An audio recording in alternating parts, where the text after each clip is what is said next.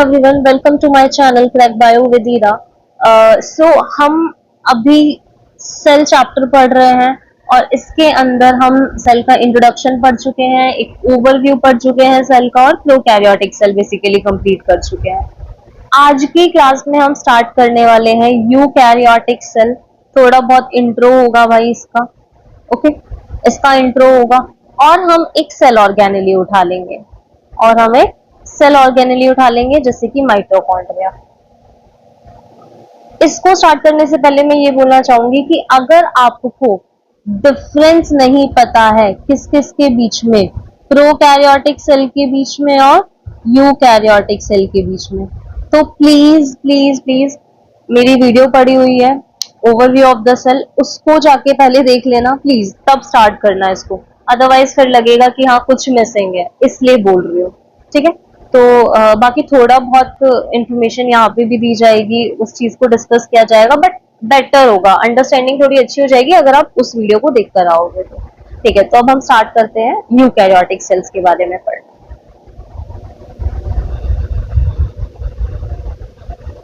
Eukaryotic cell, तो हमने इनके बारे में पढ़ा था कि यूकैरियोटिक सेल वो सेल होती हैं जिनके पास में एक वेल डिफाइंड न्यूक्लियस होता है, क्या मतलब है वेल डिफाइंड न्यूक्लियस का?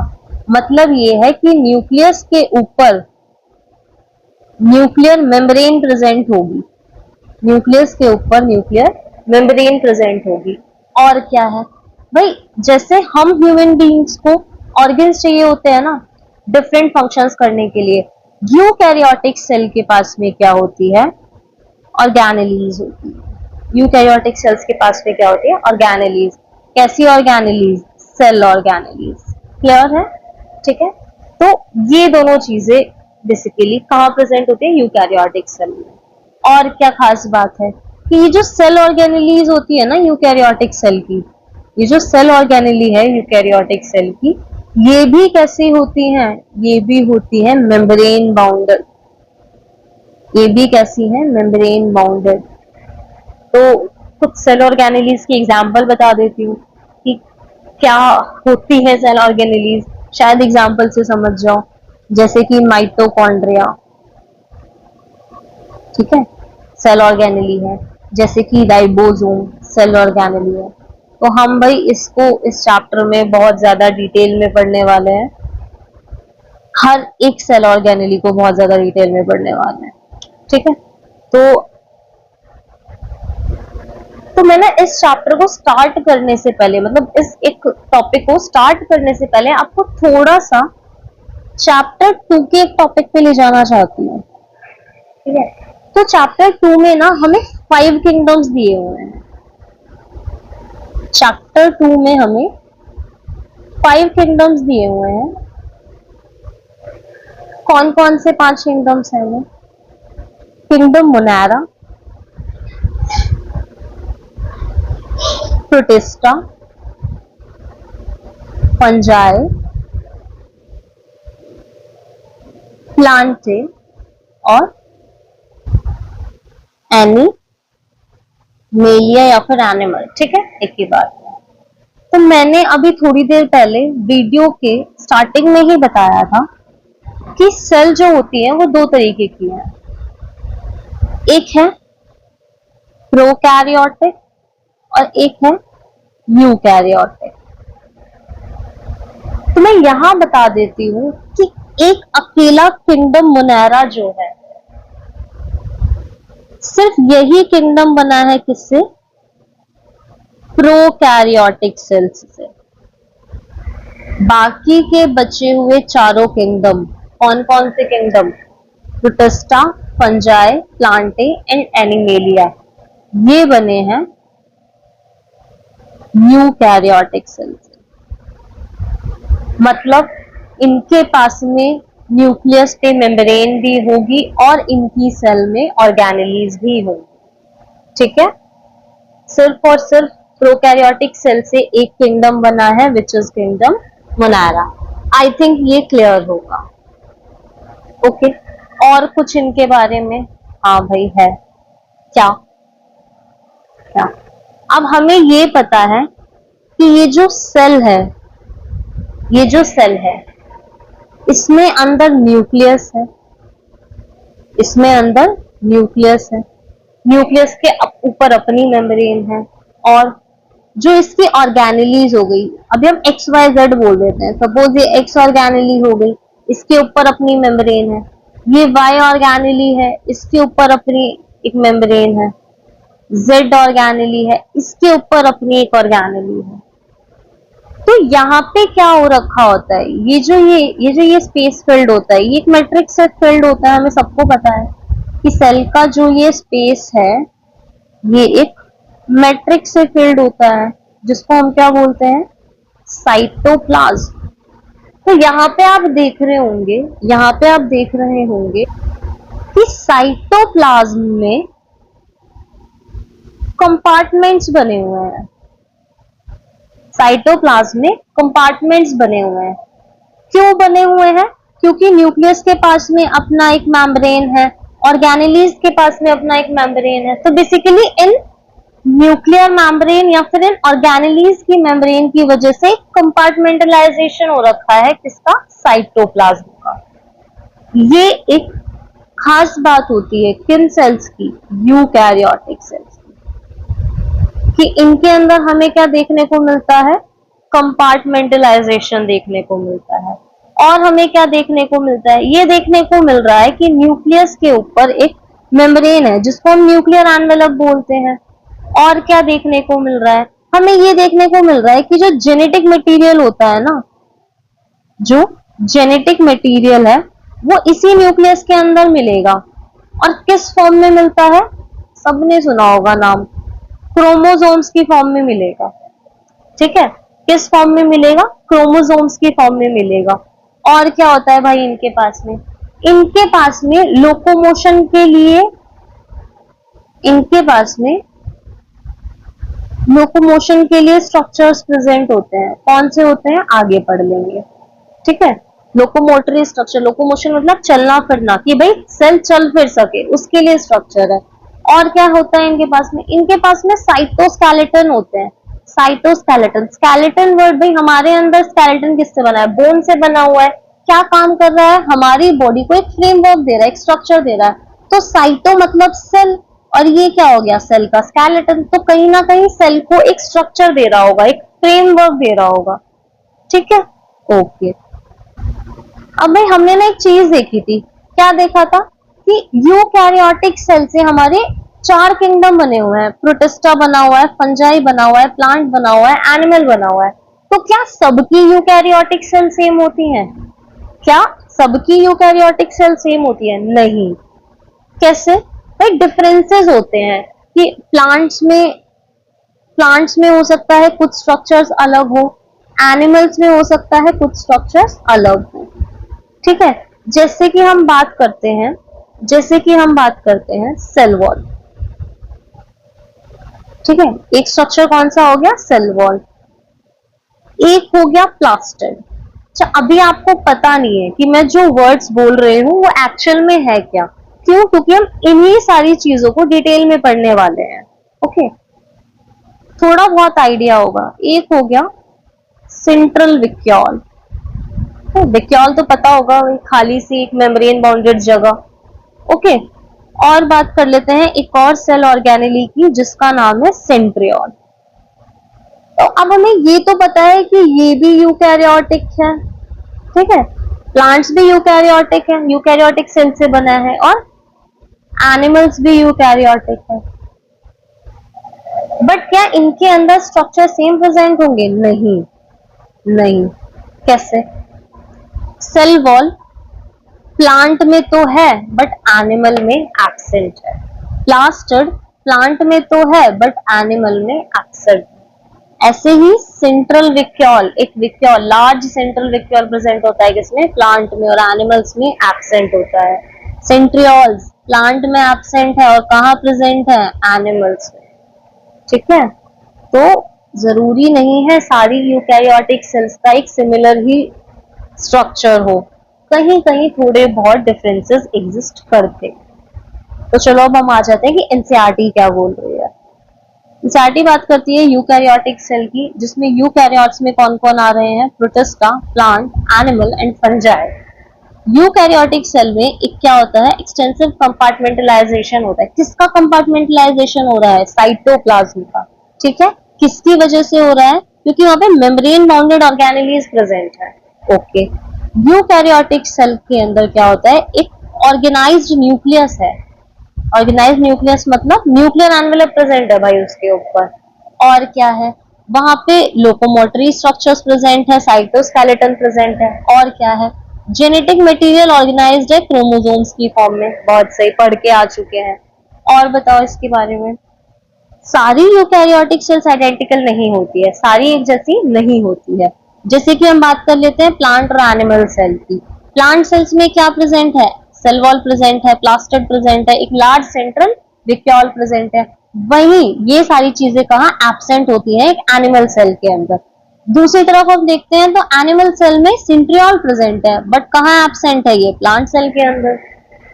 ओके, तो यहाँ पे हमारा एक इंट्रोडक्टरी पार्ट खत्म होता है किसका, यूकैरियोटिक सेल्स का। अब हम इसके बाद में आ जाते हैं यूकैरियोटिक सेल्स के कुछ स्ट्रक्चर्स पे। यूकैरियोटिक सेल्स में कौन कौन से स्ट्रक्चर्स हमें पढ़ने को मिलेंगे। सेल मेम्ब्रेन हम पढ़ेंगे इस चैप्टर में, सेल वॉल पढ़ेंगे, एम्ब्रो एंडो मेम्ब्रेन सिस्टम पढ़ेंगे, जिसके अंदर एंडोप्लाज्मिक रेटिकुलम आता है, गोल्जी एपैरेटस आता है, लाइसोसोम आएगा, विक्यूल आएगा। और कौन सी सेल ऑर्गेनेली पढ़ेंगे, माइटोकॉन्ड्रिया पढ़ेंगे, प्लास्टिड्स पढ़ेंगे, राइबोसोम पढ़ने वाले हैं, साइटोस्केलेटन पढ़ने वाले हैं, सीलिया और फ्लैजेला कुछ लोकोमोटरी स्ट्रक्चर हम पढ़ने वाले हैं, सेंट्रोसोम एंड सेंट्रियोल्स पढ़ने वाले हैं, न्यूक्लियस और माइक्रोबॉडीज। ठीक है, तो अभी हमारे पास में हमारी एनसीईआरटी के कुछ डायग्राम है, जैसे कि प्लांट सेल का डायग्राम हमारी एनसीईआरटी में दे रखा है। आप बहुत क्लियरली देख सकते हो, यहाँ पे आपको सेल वॉल देखने को मिल रही है, जो कि कहाँ नहीं प्रेजेंट होती है, एक एनिमल सेल में आपको देखने के लिए नहीं मिलेगी। यहाँ पे आपको कोई सेल वॉल नहीं मिलेगी। तो ये आपकी एनसीईआरटी में डायग्राम है, एक बार इनको अच्छे से गो थ्रू कर लेना। डायग्राम बहुत अच्छे से गो थ्रू करना है, ठीक है, डायग्राम नहीं छोड़ना है। पता नहीं है कि आपके आगे एग्जाम में किस चीज को मार्क करके पूछ लिया जाए कि भाई ये क्या स्ट्रक्चर है। ठीक है, तो डायग्राम आपको अच्छे से गो थ्रू कर लेने हैं, चाहे वो कोई से भी चैप्टर में हो, कितना भी छोटे से छोटा, आपको डायग्राम मिस नहीं करना है। तो हम एक बार अभी देख रहे थे कि ये स्ट्रक्चर्स बेसिकली हम आगे पढ़ने वाले हैं। तो इसमें से आज जो हम स्ट्रक्चर डिस्कस करने वाले हैं वो कौन सा, माइटोकॉन्ड्रिया। सबने सुना होगा, सबका फेवरेट स्ट्रक्चर होता है। क्या आइडिया है हमको माइटोकॉन्ड्रिया के बारे में? भाई ये चीज तो सबको ही पता है, क्या, कि mitochondria is the power house of the cell. Mitochondria is the power house of cell. Okay, power house का मतलब क्या होता है भाई? पावर हाउस का मतलब है वो चीज जो कि एनर्जी प्रोवाइड कर रहा हो। और आपको पता है ह्यूमन बॉडी की एनर्जी करेंसी क्या है? ह्यूमन बॉडी की एनर्जी करेंसी क्या है? करेंसी मतलब बेसिकली हमारे यहाँ की करेंसी क्या है, रुपीज। ठीक है, तो ह्यूमन बॉडी की एनर्जी करेंसी क्या है, एटीपी। तो हमें ये तो पता चल गया कि mitochondria is the power house of cell. मतलब माइटोकॉन्ड्रिया ही वो ऑर्गेनेली है जो क्या बना रही है हमारे अंदर, एटीपी। ठीक है, ये वाली लाइन तो हम रिकॉर्ड कर चुके हैं। और चीजें पढ़ लेते हैं जो आपकी एनसीईआरटी अब बात कर रही है। ठीक है, तो आपकी एनसीईआरटी क्या कहती है कि भाई माइटोकॉन्ड्रिया को ना हम तब तक नहीं देख सकते हैं अच्छे से सेल में जब तक हम उसको स्टेन ना कर दे। स्टेन का क्या मतलब है कि हम उसके ऊपर ना कोई कलर ना डाल दे सेल पे। जब हम सेल पे कलर डाल देते हैं ना तो हमें माइटोकॉन्ड्रिया विजिबल हो जाता है, किसके अंदर, माइक्रोस्कोप के अंदर।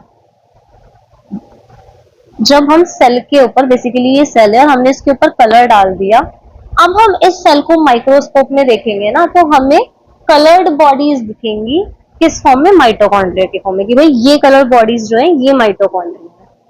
ये इतनी इजीली हमें विजिबल नहीं होता, कहने का सेंस ये है। अच्छा भाई, ये नंबर में कितने होते हैं? कि नंबर में कितने होते हैं, एक सेल में कितने माइटोकॉन्ड्रिया होंगे, ये भी अपने आप में अच्छा खासा क्वेश्चन है। तो बेसिकली इसका जो नंबर है वो डिपेंड करता है किसके ऊपर, physiological activity of cell. Physiological activity of cell क्या मतलब है, फिजियोलॉजिकल एक्टिविटी ऑफ सेल?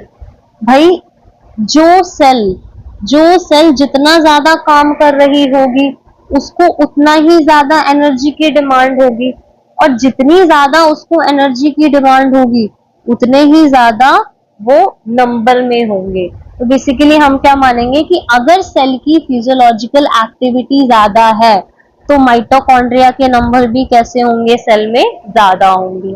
अच्छा, इसके बाद में हम क्या बात करते हैं, इसके शेप और साइज पे आ जाते हैं। तो हम शेप की बात करते हैं। तो नॉर्मली जो हम देखते हैं ना माइटोकॉन्ड्रिया, वो किस शेप का होता है, वो सॉसेज शेप का होता है। किस शेप का होता है, सॉसेज शेप का, या फिर और क्या बोल देते हैं, आपकी एनसीईआरटी ने बोला है कि सिलेंड्रिकल या फिर सॉसेज शेप है इसकी। वैसे अगर हम बात करें तो ये जो शेप्स है ना, ये ऐसा नहीं है कि भाई इन्हीं शेप्स में मिलेगा, इसकी शेप वेरिएबल होती है। बट अगर आपसे कोई पूछेगा कि माइटोकॉन्ड्रिया किस शेप का होता है तो आपको क्या बोलना है, सॉसेज शेप या फिर सिलेंड्रिकल। ठीक है, अब बात कर लेते हैं साइज की।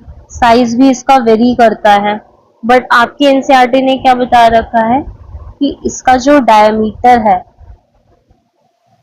डायमीटर तो होगा 0.2 से 1 माइक्रोमीटर। हम इसका एवरेज लेते हैं तो वो हमें कितना मिल जाता है, वो हमें मिलता है 0.5 माइक्रोमीटर। ठीक है, और अगर हम बात करते हैं लेंथ की, तो लेंथ होगी इसकी, चलो नेक्स्ट पेज पे आ जाते हैं लेंथ तो। ठीक है, अगर हम बात करते हैं लेंथ ऑफ द माइटोकॉन्ड्रिया, तो इसकी जो लेंथ है वो है 1 micrometre to 4.1 micrometre according to your NCERT. Okay, अब हम बात कर लेते हैं कि माइटोकॉन्ड्रिया कैसा स्ट्रक्चर है। हमें ये तो पता है कि यूकैरियोटिक सेल में है तो मेम्ब्रेन बाउंडेड स्ट्रक्चर होगा, बट इसकी एक खास बात है कि माइटोकॉन्ड्रिया एक डबल मेम्ब्रेन बाउंडेड स्ट्रक्चर है। मतलब इसके ऊपर सिंगल मेम्ब्रेन नहीं होगी, डबल मेम्ब्रेन है। ठीक है, मतलब एक आउटर मेम्ब्रेन और एक ये इनर मेम्ब्रेन। एक कैसी है, आउटर मेम्ब्रेन और एक इनर मेम्ब्रेन। आउटर मेम्ब्रेन क्या है, कंटिन्यूअस है। आउटर मेम्ब्रेन कंटिन्यूअस है, किसके साथ में, साइटोप्लाज्म के साथ में। वही इनर मेम्ब्रेन में हमें फोल्ड्स देखने को मिल रहे हैं। क्या देखने को मिल रहे हैं, फोल्ड्स देखने को मिल रहे हैं। इन फोल्ड्स को क्या कहा जाता है, इनको बोला जाता है क्रिस्टा। ठीक है, इन फोल्ड को कहा जाता है क्रिस्टा, और वही अगर मल्टीसेलुलर हो तो क्रिस्टे। ये जो दोनों मेम्ब्रेन है ये डिवाइड करती है माइटोकॉन्ड्रिया को दो एक्वस कंपार्टमेंट में। कितने एक्वस कंपार्टमेंट में, 2 एक्वस कंपार्टमेंट।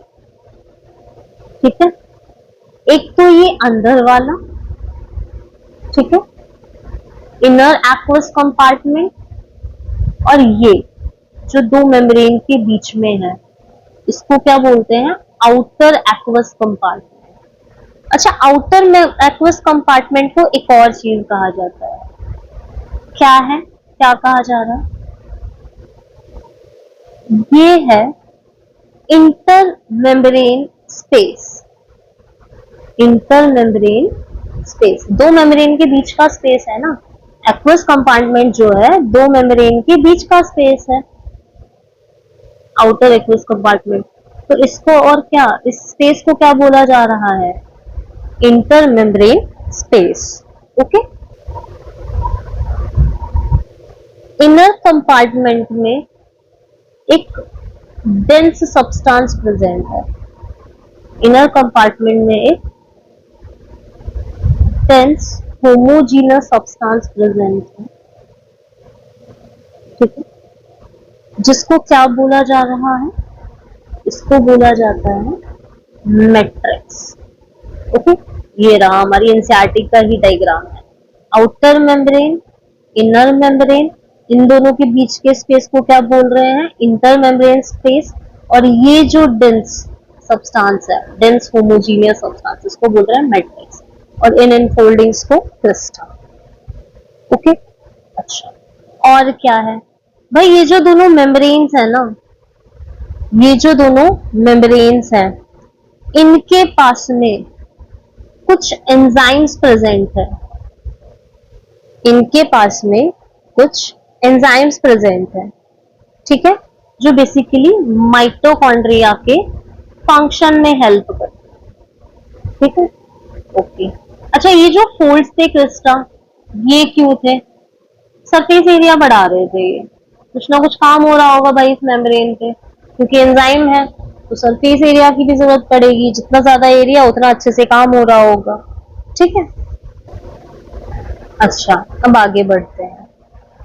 तो अभी हम क्या पढ़ रहे थे कि कुछ एंजाइम्स प्रेजेंट होते हैं जो माइटोकॉन्ड्रिया के फंक्शन में हेल्प करते हैं।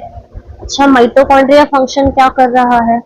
हम पढ़ के आए थे कि ये हमारे लिए एनर्जी बना रहा है। एनर्जी किस फॉर्म में बना रहा है? एटीपी की फॉर्म में बना रहा है। तो बेसिकली कुछ ऐसे एंजाइम्स होंगे जो एटीपी प्रोडक्शन में हेल्प कर रहे होंगे, ठीक है। कैसे एंजाइम होंगे? जो एटीपी प्रोडक्शन में हेल्प कर रहे होंगे, ठीक है। ओके, माइटोकॉन्ड्रिया का फंक्शन क्या है भाई? हमें ये तो पता चल गया कि इसका आउटकम क्या है, फंक्शन क्या है। माइटोकॉन्ड्रिया करवा रहा है रेस्पिरेशन, और रेस्पिरेशन में भी कौन सा? Aerobic respiration. Aerobic respiration, aerobic word से सब समझ गए होंगे कि रेस्पिरेशन हो रहा है किसकी प्रेजेंस में? In presence of oxygen. Aerobic respiration मतलब ऑक्सीजन की प्रेजेंस में रेस्पिरेशन हो रहा है। अच्छा, रेस्पिरेशन होता क्या है? रेस्पिरेशन होता क्या है? तो हम एरोबिक रेस्पिरेशन की ही बात करते हैं। हम इसमें क्या करते हैं? ग्लूकोज को ब्रेक डाउन करते हैं, किसकी प्रेजेंस में? ऑक्सीजन की प्रेजेंस में। और उससे क्या बनाते हैं? उससे बनाते हैं एनर्जी। किस फॉर्म में? एटीपी की फॉर्म में। इसको बहुत अच्छे से आप पढ़ने वाले हो रेस्पिरेशन वाले चैप्टर, ठीक है। अभी हमारे समझने के लिए इतना जरूरी है, इतना ही काफी है, ठीक है। तो ये क्या प्रोड्यूस कर रहा है? सेलुलर एनर्जी प्रोड्यूस कर रहा है। हम तो यहाँ पे माइटोकॉन्ड्रिया की बात कर रहे हैं, तो ये सेलुलर एनर्जी प्रोड्यूस कर रहा है in the form of ATP. इसीलिए इसको हम और क्या बोल रहे थे? Power house of the cell, ठीक है। माइटोकॉन्ड्रिया के रिगार्डिंग कुछ बहुत सही बातें डन हो चुकी हैं।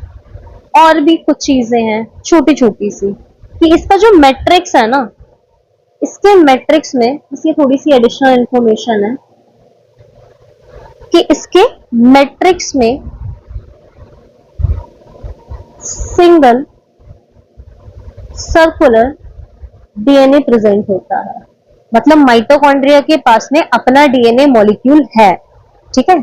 सेल में जो न्यूक्लियस के पास है वो अलग चीज है, लेकिन माइटोकॉन्ड्रिया के पास में भी है। और क्या है? इसके पास में कुछ आरएनए मॉलिक्यूल्स भी हैं, ठीक है। इसके पास में कुछ आरएनए मॉलिक्यूल्स भी हैं। अब हम अच्छा बात करते हैं एक सेल ऑर्गेनेली की, जिसको हम बोलते हैं राइबोसोम, जिसको हम यूकैरियोट सेल में भी पढ़ने वाले हैं। माइटोकॉन्ड्रिया के अंदर भी वो राइबोसोम है, बट डिफरेंस ये है कि यहाँ पे 70S है, बट जब हम यूकैरियोटिक सेल की बात करते हैं तो उसके अंदर 80S होती है। क्या होती है ये 70S, 80S, या फिर राइबोसोम ही क्या होता है? ये सब डिस्कस होने वाला है जहां पे हम राइबोसोम डिस्कस करेंगे, ठीक है। आप अभी के लिए क्या ध्यान रखो कि राइबोसोम होता है 70S, ठीक है। और क्या होती है? कुछ ऐसी चीजें होती हैं, कुछ कंपोनेंट्स होते हैं जो जरूरी होते हैं किसमें, the synthesis of protein. Protein synthesis करने के लिए भी कोई कंपोनेंट्स होते हैं। और माइटोकॉन्ड्रिया में डिवीजन कैसे हो रहा है, माइटोकॉन्ड्रिया में डिवीजन होता है फिजन से, मतलब एक माइटोकॉन्ड्रिया टूट के दो माइटोकॉन्ड्रिया बना लेते हैं, ठीक है। तो ये होता है डिवीजन माइटोकॉन्ड्रिया। इसके बाद हम एक बार इसकी एनसीईआरटी भी देख लेते हैं। तो माइटोकॉन्ड्रिया हमें भाई, जब तक हम उसको स्टेन नहीं करेंगे तब तक इजीली विजिबल नहीं होगा माइक्रोस्कोप में। नंबर ऑफ माइटोकॉन्ड्रिया पर सेल वेरिएबल होते हैं, डिपेंड करता है कि सेल की फिजियोलॉजिकल एक्टिविटी कैसी है। शेप और साइज भी भाई हाँ वेरिएबल होते हैं, बट अगर हम देखते हैं तो ये हमें सॉसेज शेप या फिर सिलेंड्रिकल शेप में मिल जाता है। इसका जो डायमीटर है वो कितना है, 0.2 से 1 माइक्रोमीटर। एवरेज देखते हैं तो 0.4 micrometre. Length 1 to 4.1 micrometre. Mitochondria double membrane bounded structure है। आउटर मेम्ब्रेन और इनर मेम्ब्रेन डिवाइड करती है इसके ल्यूमन को दो एक्वस कंपार्टमेंट में, outer compartment and inner compartment. Inner compartment किससे फिल्ड है, एक डेंस होमोजेनस सब्सटेंस है जिसको हम मैट्रिक्स बोल रहे हैं। आउटर मेम्ब्रेन एक कॉन्टिन्यूस लिमिटिंग बाउंड्री बना रही है ऑर्गेनेली की। इनर मेम्ब्रेन वही कुछ नंबर ऑफ इनफोल्डिंग शो करती है जिसको हम क्रिस्टे बोलते हैं, ठीक है। क्रिस्टा क्या कर रहा है, इंक्रीज कर रहा है सरफेस एरिया में। दोनों मेम्ब्रेन के पास में अपने स्पेसिफिक एंजाइम है, ओके। माइटोकॉन्ड्रिया क्या है, साइट है एरोबिक रेस्पिरेशन की। क्या प्रोड्यूस कर रही है, सेलुलर एनर्जी प्रोड्यूस कर रही है, किस फॉर्म में, एटीपी की फॉर्म में, इसीलिए इसको क्या बोल रहे हैं, power house of the cell बोल रहे हैं। और क्या क्या है भाई इसके पास में, इसके पास में सिंगल सर्कुलर डीएनए मॉलिक्यूल है, कुछ आरएनए के मॉलिक्यूल है, राइबोसोम है, कौन सा 70S, कुछ कंपोनेंट्स है जो जरूरी होते हैं सिंथेसिस ऑफ प्रोटीन में। और माइटोकॉन्ड्रिया डिवाइड होता है बाय द फिजन। मुझे नहीं लगता कि कोई भी एक सिंगल ऐसी लाइन रही होगी जो स्किप हो गई है, सब कुछ कवर हो गया, ठीक है। तो बेसिकली ये वाली वीडियो हम यहीं खत्म कर रहे हैं। एंड आगे हम ना इस चैप्टर को बहुत ऐसे डिस्क्रीट फॉर्म में ही डालने वाले हैं, क्योंकि काफी इंपॉर्टेंट चैप्टर है और बहुत इंपॉर्टेंट इसके टॉपिक्स हैं। तो हर एक टॉपिक्स पे अपना अलग अलग वीडियो आने वाली है। तो ये वाली वीडियो हम यहीं पे एंड अप करते हैं। आप देखते हैं नेक्स्ट वीडियो में कौन सा टॉपिक आने वाला है। नेक्स्ट वीडियो के लिए बने रहिए।